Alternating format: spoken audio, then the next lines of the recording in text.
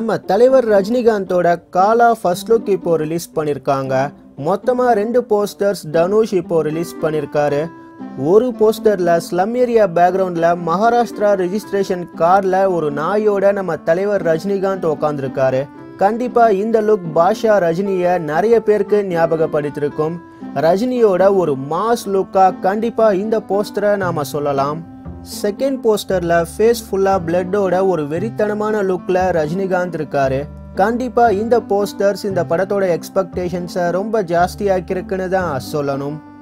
Last இயர்ல Kalaipuli S தானுவோட ப்ரொடக்ஷன்ல release ஆன கபாலிக்கு ரொம்ப அதிகமான ப்ரொமோஷன்ஸ் பண்ணதுனால ஒரு சில ஆடியன்ஸை அந்த படம் சாட்டிஸ்ஃபை பண்ணல. ஆனா தனுஷோட ப்ரொடக்ஷன்ல ரிலீஸ் ஆக போற காலாக்கு ரொம்ப சிம்பிளான ப்ரொமோஷன்ஸ் தான் பண்ண போறாங்க. அதனால கண்டிப்பா இந்த படம் எல்லா ஆடியன்ஸையுமே சாட்டிஸ்ஃபை பண்ணும்னு நாம சொல்லலாம். ரஞ்சித்தோட டைரக்ஷன்ல சந்தோஷ் நாராயணன் இந்த படத்துக்கு மியூசிக் பண்றாரு.